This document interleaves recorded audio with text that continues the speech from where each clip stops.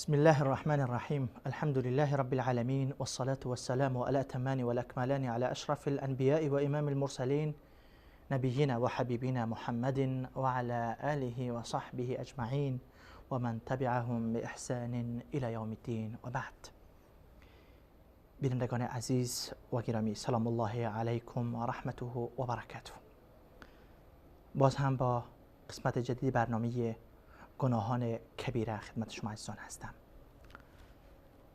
البته بعد از پرداختن به هر قسمی از این اقسام انواع گناهان کبیره و گناهان بزرگ، خود را ضعیفتر محسوس میکنم و احساس میکنم، چون هر گناهی را که میخوانیم این گناه احساس بر انسان پیدا میشه در موردش که میشنویم و میخوانیم که این احادیث، این آیات مرا خطاب میکنه. وقتی که در مورد شرک وقتی خواندیم، خصوصا شرک اصغر که ریا و غیره بود، وقتی که در مورد نماز وقتی که خواندیم که ترک نماز انسان را به کفر میرسانه و تکاسل و سستی و تنبلی را که امروز ما مسلمانان در قبال نماز داریم واقعا نگران کننده است، جای تأمل هست، جای تفکر هست. البته بعضی این گناهان وقتی که در موردش میخوانیم مخصوص یک قشر خاص هست. مثلا در این قسمت در مورد منع زکات، کسی که زکات مالش را نمیپردازد. حالا اینجا کسانی که فقیر هستند، کسانی که مال ندارن، مالشان به حد زکات نمیرسن، اونها راحت هستن که خب متوجه ما نیست این حرف ها. اما در جایی که حرفایی که متوجه ما هم میشود، اونجا خیلی ثقیل هست، خیلی گران هست. فقط ما باید از الله توفیق بطلبیم که او توفیق بدهد ما را که در این گناهان کبیره در هیچ کدامش آغشته نشویم و اگر در کدامش از ما خطایی سرزد شده و مرتکب کدام این گناه ها می شویم، توفیق توبه را الله نصیب بکنه که توبه بکنیم از او گناهی که انجام دادیم. قبلا گفتم هر فریضی که الله متعال بالای مسلمان فرض گردانیده، ترک از او گناه کبیر است. فقط نماز البته تنها فریضه‌ای است که ترک او را اکثر علما، صحابه، تابعین، اتباع تابعین ترک او را کفر می‌دانند. البته تعداد اندک از علما ترک نماز را کفر نمی‌دانند، اما اکثریت مطلق علما از صحابه گرفته تا به امروز ترک نماز را کفر می‌دانند که خیلی خطرناک است. میایم در مورد منع زکات صحبت میکنیم. در مورد زکات یا کسانی که زکات نمیدهند در حقیقت مرتکب یک گناه بزرگ شدند. الله متعال میفرماید که لا يحسبن الذين يبخلون بما آتاهم الله من فضله هو خيرا لهم بل هو شر لهم سيطوقون ما بخلوا به يوم القيامة. گمان نکنن، فکر نکنن کسانی که بخل می‌ورزند در آنچه که الله متعال از فضل و احسان خویش به آنها داده است، آنها بخل می‌کنند، فکر نکنند که این به خیرشان هست. زکات نمیدهیم چون مال ما کم نشود، مال زیاد باشه. این گونه فکر نکنند.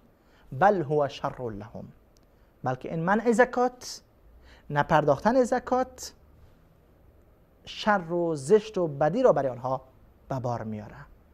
چطور؟ سیطوقون ما بخلوا به یوم القیامه.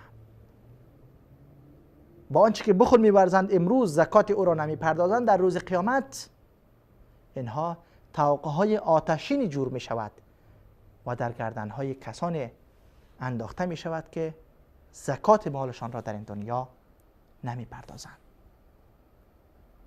در آیه دیگر الله متعال می فرماید که و ویل للمشرکین، ویل و هلاکت و عذاب باد برای مشرکین. کدام مشرکین؟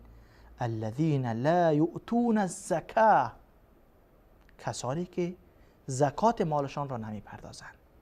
اینجا آنها را مشرک خوانده شده، کسانی که زکات مالهایشان را نمی پردازند. در آیه دیگر الله متعال می فرماید که والذین یکنزون الذهب والفضة ولا ينفقونها في سبيل الله فبشرهم بعذاب علیم. کسانی که ذخیره میکنن، کسانی که ذخیره میکنن طلا و نقره را، مالهایی که الله برشان داده او را ذخیره میکنن، جمع میکنن، ولا ينفقونها في سبيل الله، و در راه الله آن را خرج نمیکنن. الله نمیخواد از ما که کل مالمان را خرج کنیم، همان حد معین زکات 2.5%، هیچی نیست. ولا ينفقونها في سبيل الله، در راه الله آن را خرج نمی کنند، زکات آن را ادا نمی کنند. خب اینها را چی شده؟ فبشرهم بعذاب علیم، چنین انسانها را مژده بده. مژده به چی؟ بشارت بده برایشان. چی بشارتی؟ بدتر از این بوده میتواند. فبشرهم بعذاب علیم، به عذاب دردناک و درد دهنده آنها را مژده بده. چی مژده ای؟ عذاب علیم هم مژده است. بله، مژده کسانی که زکات مالهایشان را نمی پردازند. خب و عذاب علیم چی است؟ چطور دردناک است؟ یوم یحمى علیها فی نار جهنم فتکوى بها جباههم و جنوبهم و ظهورهم هذا ما کنزتم لانفسکم. در روز قیامت مالهایی را که زکاتش پرداخته نمی شود، اینها داغ کرده می شوند، آتش جور می شود. نقره است، طلا است، هر چی که هست، اینها آتش جور می شوند. خب بعدش چی می شوند؟ فتکوى بها جباههم و جنوبهم و ظهورهم. با این مالهایی که آتش جور شده سوزانده می شود، داغ کرده می شود چهره های اینها، چهره های کسایی که زکات ندادن، و پهلوهایشان و پشتهایشان، و برشان گفته می شود که هذا ما کنزتم لانفسکم، این همان چیزی است که شما ذخیره کرده بودید برای خودتان. این آتش را شما خودتان به دستان خود برای خود ذخیره کرده بودید تا امروز توسط این آتش سوزانده شوید. فذوقوا ما کنتم تکنزون، بچشید چیزی را که خودتان برای خود ذخیره کردید. چقدر این وعید خطرناک است برای کسانی که خداوند برشان نعمت مال را داده اما زکاتش را نمی پردازند. خیلی زیاد نیست، 2.5%، یعنی از 100 فقط 2.5 چی هست؟ هیچ. در 100 راه دیگر اسراف و تبذیر میکنن، بیجا خرچی میکنن. اما وقتی که زکات میرسه، یک چیز بسیار کمی الله میخواه، اینجا آمده بخل میکنن و فکر میکنن، احساس میکنن که والا مال ما کم میشه، در حالی که برای طفلش اگر یک چیز $100 نیاز باشه رفته $5000 رو برش میخره. برای خانمش اگر یک چیز $50 نیاز باشه رفته $1000 رو میخره.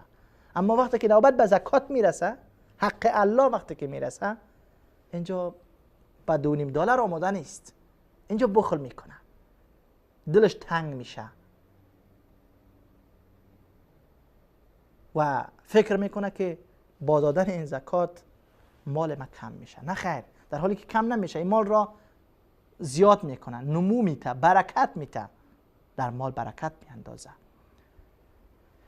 در حدیث از پیامبر اکرم صلی الله علیه و سلم نقل میشه، پیامبر اکرم صلی الله علیه و سلم میفرماید که ما من صاحب ذهب ولا فضة لا يؤدي منها حقها،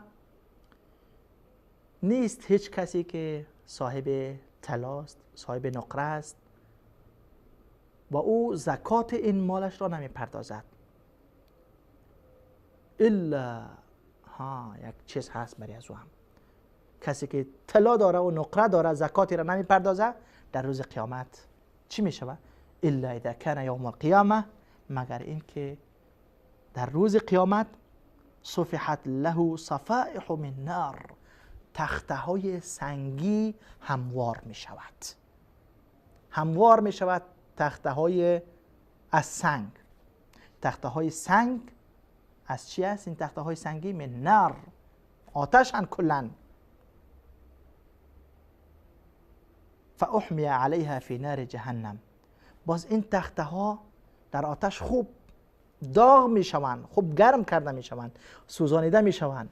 فیکوى بها جبینه و جنبیه و ظهره، سپس با این تخته های سنگی آتش شده جبین او، پیشانی و صورت او و هر دو پهلوی او و پشت او را سوزانیده می شود.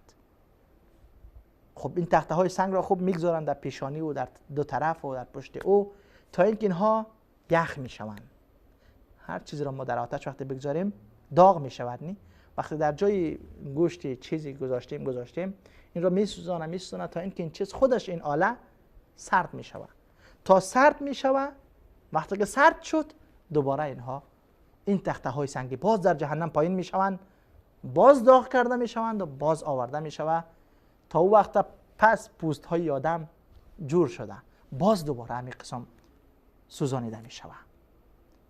خب این طاقه ادامه داره.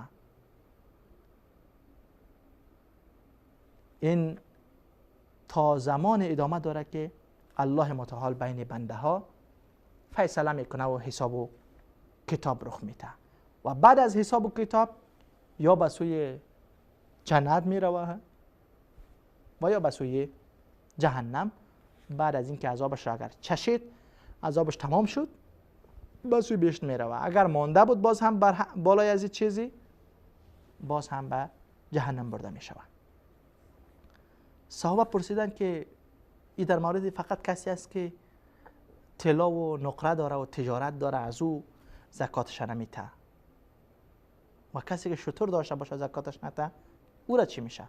پیامبر اکرم صلی الله علیه و سلم فرمودند که کسی که شتر داره و بر بالای از او زکات واجب میشه و زکاتش را ادا نمیکنه، در روز قیامت یک زمین هموار هست، هموار کرده میشه و یک زمین، و انسان در وسط زمین هست. زمین هموار، هیچ پستی و بلندی هم نداره.